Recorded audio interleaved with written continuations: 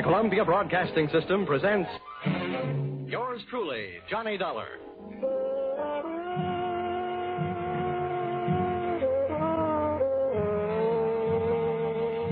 The next half hour has its baggage packed to take a trip with America's fabulous freelance insurance investigator, Johnny Dollar. At insurance investigation, he's just an expert. At making out his expense account, he is an absolute genius.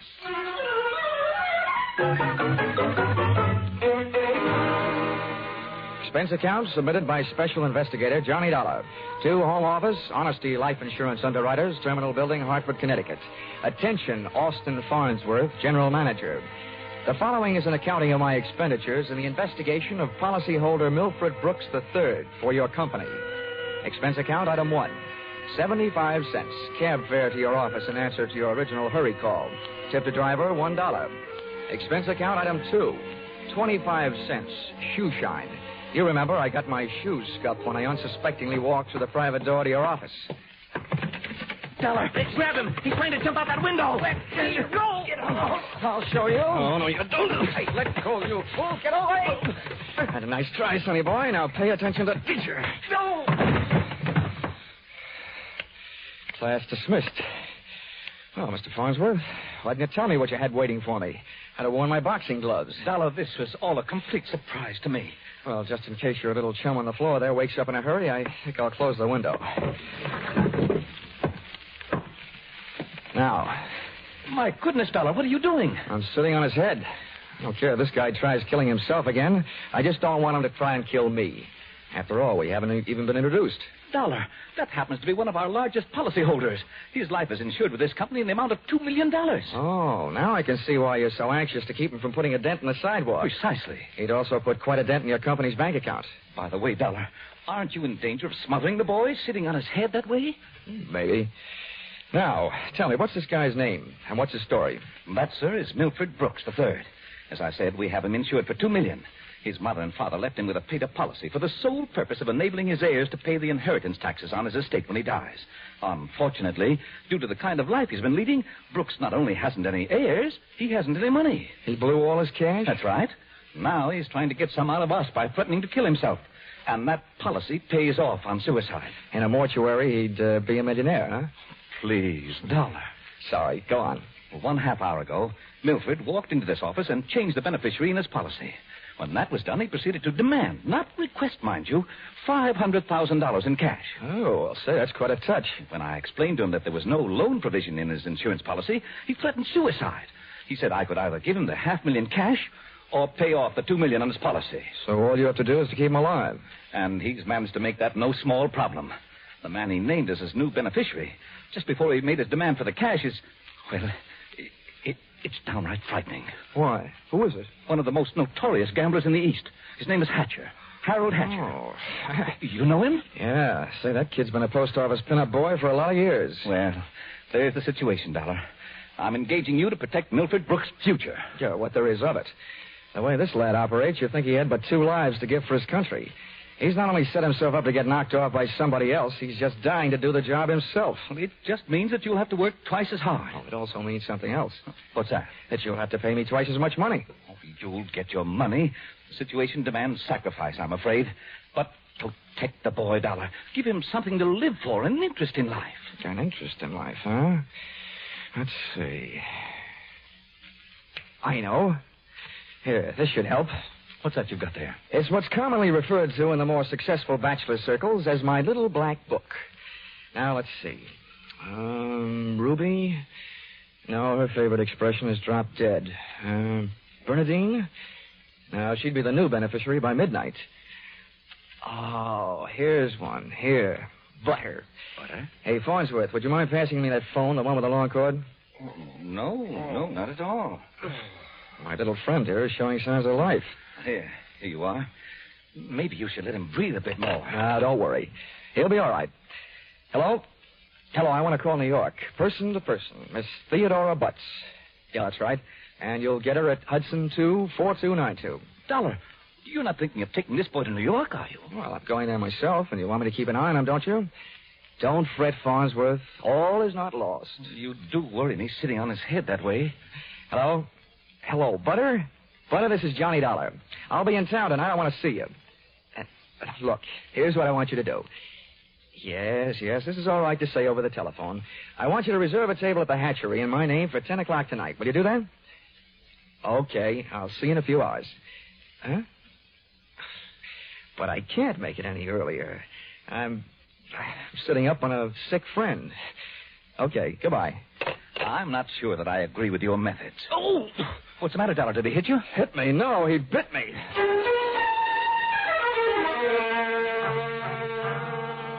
Expense account, item 3. Liquor, $18. Keeping Milford Brooks III peaceful seemed to be the immediate problem, and a bottle of rare old brandy seemed to be the immediate answer. I poured most of it into him, loaded him into my car, and we headed for New York. As we passed through New Haven, he opened one eye, looked up, saw the ale bowl, and gave 3 cheers for old Eli. Yeah, right. Old Yale would sure be proud of you. Why anybody would want to insure you for $2 million is more than I can figure. Yeah, well, my daddy loved me very much, and my mother loved me very much. Not only that, but I love somebody very much.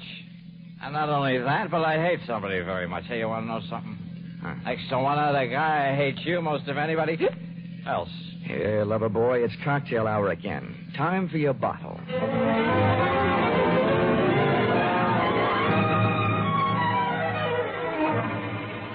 Rolling along the Merritt Parkway, I felt very much alone with my own thoughts. And believe me, they weren't very pleasant company.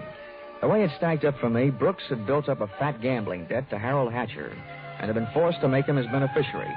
The suicide threat that he was holding over Honesty Insurance Company was a little tougher to figure, unless he was trying to finance a trip for himself to get away from the man with a custom-tailored murder motive, Hatcher. My hungry little mind nibbled away on those unsavory morsels of food for thought all the way to Butter's apartment.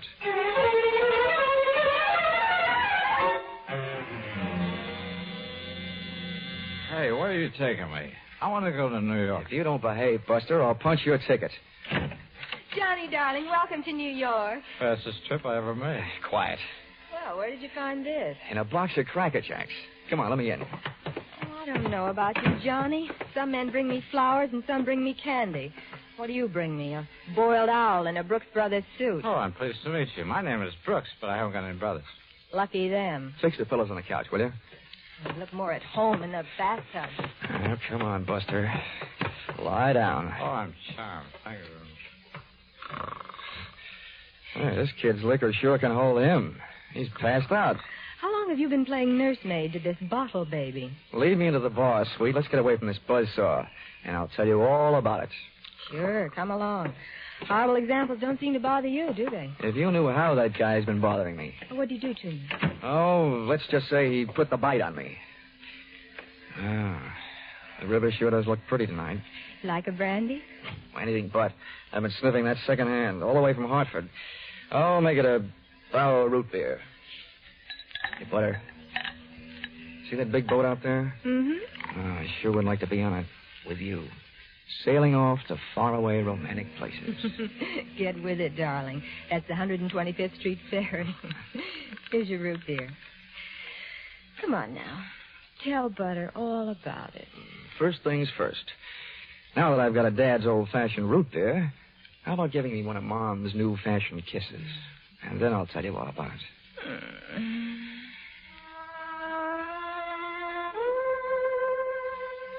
A few seconds later, I proceeded to tell her all about it, and it wasn't easy.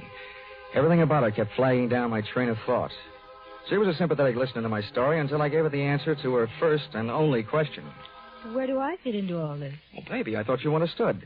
My job is to give the poor, misguided boy something to live for. That's you. Well, he should live so long. Now, Butter, wait a minute. Well, don't butter me. Now, don't get excited now. You misunderstand. I really mean it. I thought if he just got a look at you, realized that things like you exist, you'd make any man glad to be alive. If you can't stand it, I'll take him away. But I sure need you, Butter. Come on, baby. Melt a little. I wouldn't let you get hurt. You know that. Did I hurt you? I'm getting used to it. People have been taking pokes at me all day. Oh, I'm sorry. Ah, that's better. Want some more root beer? I want some more of you. How about another kiss? Well, help yourself. Oh, darn. I'll get it, Johnny. Okay, and if a man answers, hang up, will you? Oh, don't worry. Hello. Yes, this is Hudson 24292. Well, that depends. Who's calling? Oh, just a moment. It's for you, Johnny. Mr. Farnsworth. Huh? Oh, okay, I'll take it. Thanks. Say, while I'm talking, be a good girl, will you? And take a look at Milford in the other room. And while you're at it, get me in the root beer, huh? Oh, sure. The service is good around here. Hello, Farnsworth? Yes, Dollar, I'm glad I got you. How'd you get this number? It's the one you called from my office. I remembered it. I have a photographic mind. I hope you haven't got a picture of what I'm thinking. What do you want? I want to know how Milford is. I mean, is he still alive? Of course he's alive. Good. Do you suppose I could talk to him? I mean, do you think he'll talk to me? Well, the last time I saw him, he was sound asleep. I'll take a look. Hold the phone. Oh, Butter. Oh, Butter. Hey, Butter. Hello, Farnsworth? Yes. Do you have any aspirin there at your house? Why, of course, Dollar. Why? Well, you better take a handful. Milford Brooks III just took a powder. I'll call you back. You let anything happen to him, and you'll need the aspirin. I've already got a headache. When Milford left, he took my girl with him.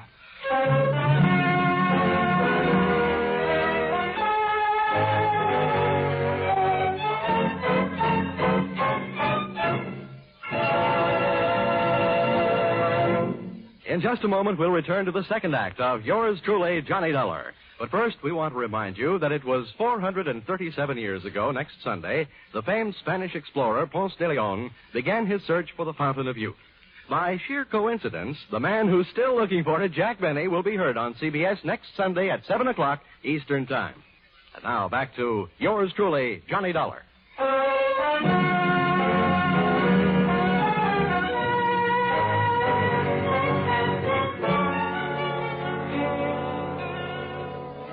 Well, nobody could say I wasn't working fast.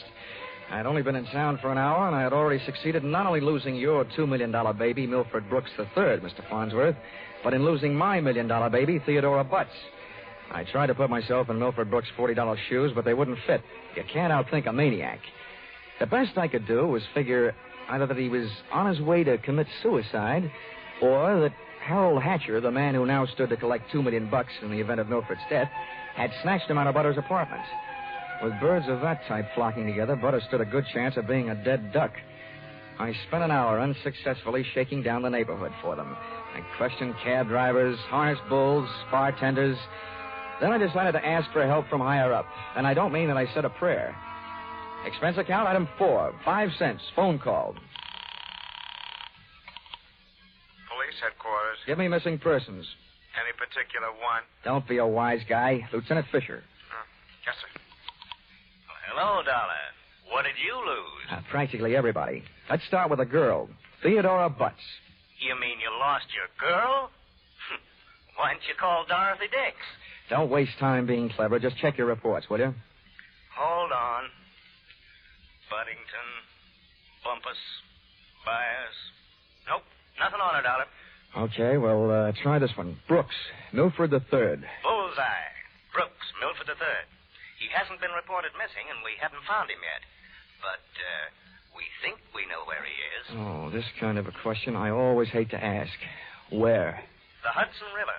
At 11:15 tonight, his top coat, complete with identification, was found taking a ride on the 125th Street ferry. Anything else? Nothing much. Package of matches was found under the coat, monogram. You don't happen to know anybody whose initials are H.H., do you? H.H.? Well, there's always Horace Height. Thanks, Fisher. I'll check back with you later. I'll be here.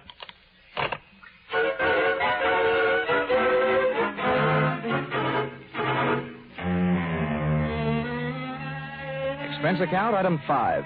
Nightclubs, $28. Harold Hatcher's hatchery was in a cellar under a hotel, but the prices were high enough to rate a penthouse. The club was draped in too much satin, its lady customers in too little. The decor was French provincial, music Brazilian, and the food was nowhere. The drinks looked weak and the waiters looked strong. All in all, the joint was a sight for sore eyes, for making them sore. The only pretty thing in the place was a blonde. She came strolling up to my table, her hips unconsciously sending subtle little messages back to the rumba band. She opened her mouth, slid her tongue over her lower lip, and let a few warm, soft words slide out. Looking for someone? Oh, well, you'll do until the real thing comes along. Sit down. Thanks. No, I won't have a drink. My name is Janelle. I understand you were asking about Mr. Hatcher. Yeah. You know him? More than somewhat. Are you Mrs. Hatcher by any chance? I might be. Does that mean you might admit it or that you might talk him into it someday? I'll ignore that. What do you want to see him about? A mutual friend, Milford Brooks. I know most of the quiet clothes boys around here, so you want a cop. You don't look like the type to be a society friend of the Brooks family. So what are you? I'll ignore that. Is Hatcher around? He might be. Oh, come on now. Where is his office? At the top of the stairs in the back.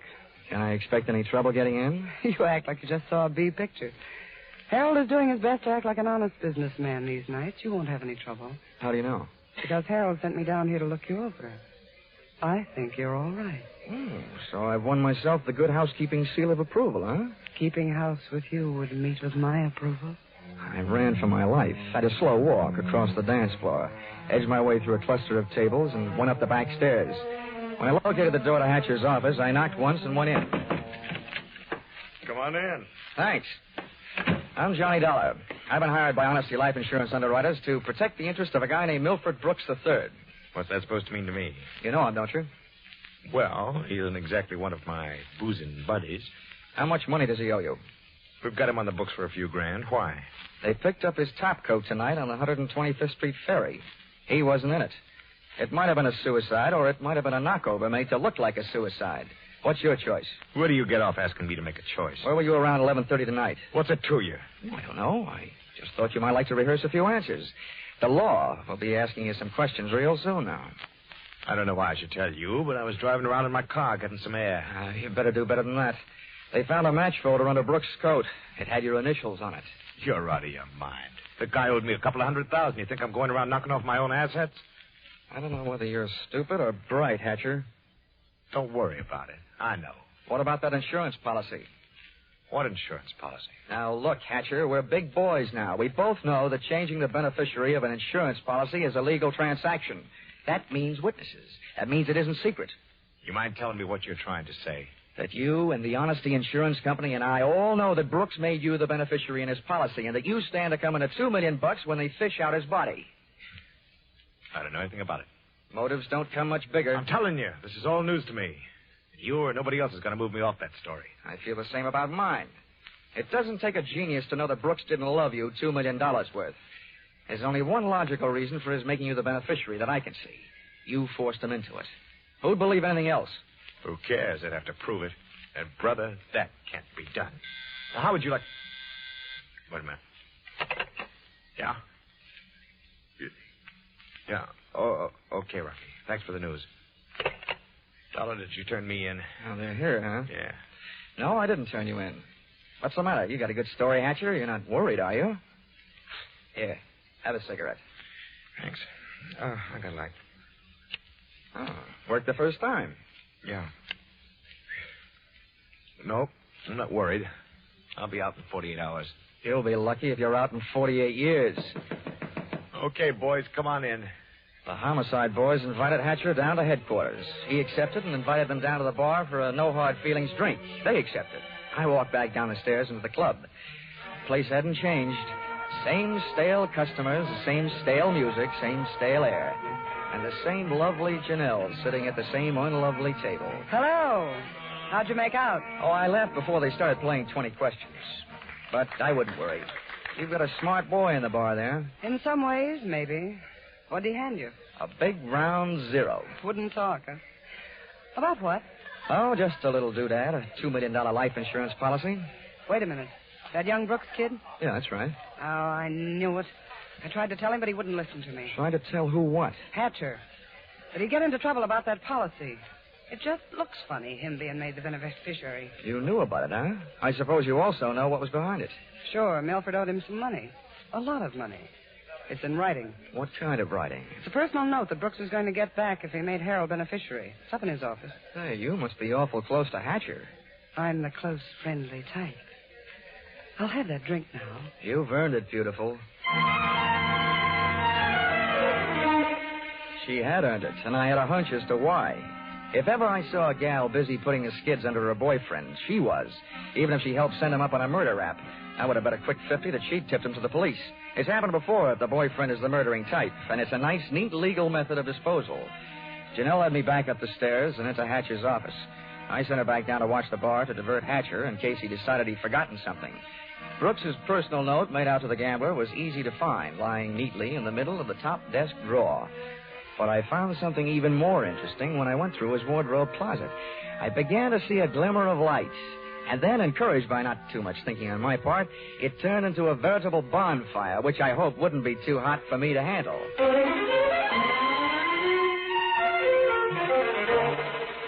Did you find everything? Honey, if I were a judge, I'd be ready to sentence the guilty party. Good. Oh, waiter, the check. Where are you going? To the police? Bright girl. I'll see you later.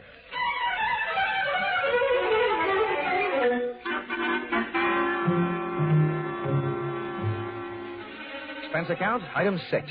Cab fare, $1. Tip the driver, $1. Once out of the hatchery, I walked to the corner, got into a taxi, and waited. In just a few minutes, my favorite suspect came out of the club, jumped into a taxi, and the chase was on. We nuzzled our way through the traffic over to 2nd Avenue and headed downtown. Then he took a right turn on 45th Street over to Lexington and headed uptown. But they didn't lose us. At 72nd, the cab ahead turned right and pulled to a stop. My driver was on his toes, and his toes were on his brake. We stopped, too, half a block behind. You want I should wait? Oh, here you are. Keep the change.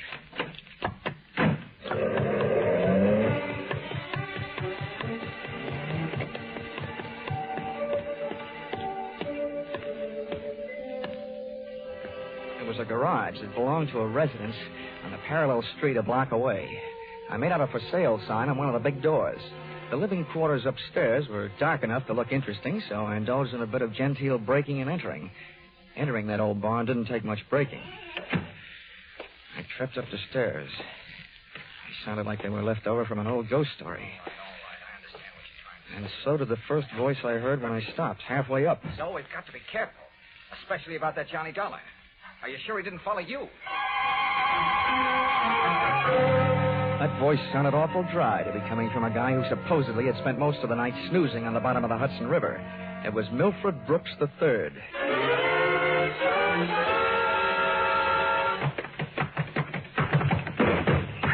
Get up on your feet, Brooks. Now, wait a minute. No! I started this thing slugging you. I might as well finish it the same way. Leave him alone. He's mine. Pull in the claws, Angel, and sit on his lap. Oh, you Connecticut hick. I'll kill you. Look, I'm the last guy in the world who enjoys physical violence, give or take. But believe me, you two are coming mighty close to changing my whole character. Now settle down before I really lose my head. Get off of me. I should have known better than to get mixed up with a low-class nobody like you. Cut. We've pushed the lady around enough, Brooks. Tell me to be careful. Why didn't you think of that before you let him here? Wipe for your nose, big boy. Don't you go getting fat-headed gorgeous. Neither one of you is exactly what I'd call a mastermind. When you planted that match folder underneath the topcoat on the ferry boat, you both should have been more careful. Huh. You think so? You bet I think so. If I were planning a piece of evidence to incriminate Mr. Harold Hatcher, I would have left a cigarette lighter. I found one in the pocket of every suit he owns back there in his closet in the club. It wasn't hard to figure out that guy never carries a book of matches. What do you want? I'm only interested in one thing, saving the insurance company $2 million. And, Buster, I think you've done it for me. Wait, look, Dollar. This is insurance fraud. It has been ever since you put on that fake suicide attempt, trying to extort $500,000 out of the company for you and Janelle. Wait a minute, Dollar. So much for the company. Now, something a little more personal and a little more serious. Where is my girl? Well, she's all right, Dollar. I couldn't help it. I had to get out of that apartment. She caught me leaving. I had to take her with me. Where is she? Well, I didn't mean to hurt her. I was afraid she'd yell. Oh, you miserable... I'll tell you where she is, Dollar. I put her in a cab and sent her to the emergency hospital. Yeah. Oh, no, Dollar, please. All right, give you the beady yell. Harold. Hatcher. You had your fun, Dollar. Now I want mine. How did you get here? New York City, world's most efficient police force, remember? When they think maybe a guy's jumped off a ferry boat and nobody's seen him do it, they check the turnstile counters at each end. In the case of Brooks here, as many people got off that boat as got on. Yeah, that makes sense. They'd hardly hold a guy for murder just because somebody else lost a topcoat. How'd you know we were here? You know me, Janelle. You never go any place that I don't know about. Okay, Brooks, you felt like explaining. Now I feel like listening. Get it up. I don't know what you mean. I know what you mean, Hatcher. One, he gave you a big, fat $2 million motive for murder. And two, he did his best to make it look like you did murder him with that broken-down match cover plan on the ferry boat. Why? Well, they wanted to get rid of you and live happily ever after. The big mistake they made was in trying to shake the insurance company down for some ready cash. And you, baby. Harold, you please. put him up to it, didn't you, you cheap little muscler? No, Harold. Calm down, Hatcher. You don't need a gun around here. They're tame. You don't know me very well, Dollar. I'm going to teach all of you amateurs a lesson. How these things are really done. Come on, Brooks. No, Hatcher. You can have everything I've got. For a second, it looked like Hatcher was going to take everything. But I hadn't gone that far to see Brooks knocked off with me as a witness. Hey, maybe I wasn't going to be a witness. Maybe I was going to be a victim, too. When that thought hit me, that's when I flew across the room and hit Hatcher in a do-or-die flying tackle from behind. Oh. Hatcher went down shooting. I went down kicking, and a lucky boot knocked the gun out of his hand. I beat him to it and swung it straight into his skull. Half the people in the room were lying there bleeding. Brooks from a gunshot, Hatcher from the gun butt. Janelle and I both stood there panting. But believe me, not for each other. We stood that way until the police arrived.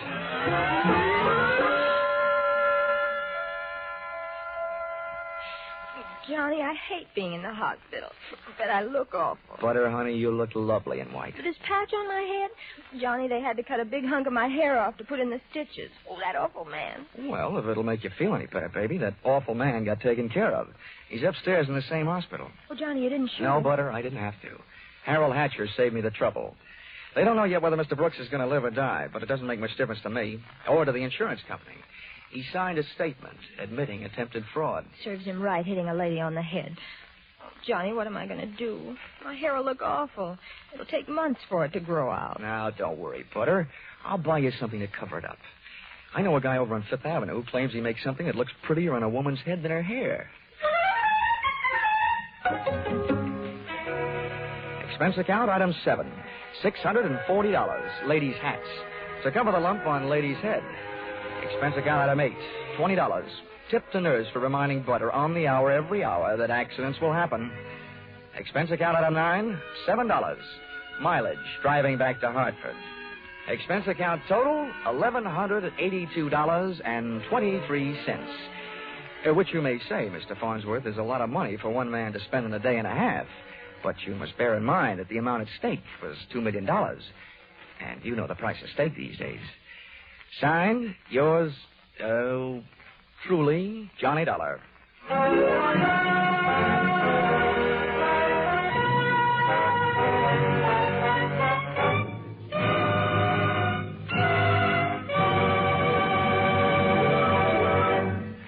Listen in again next week when CBS brings you yours truly, Johnny Dollar, with Charles Russell as Johnny.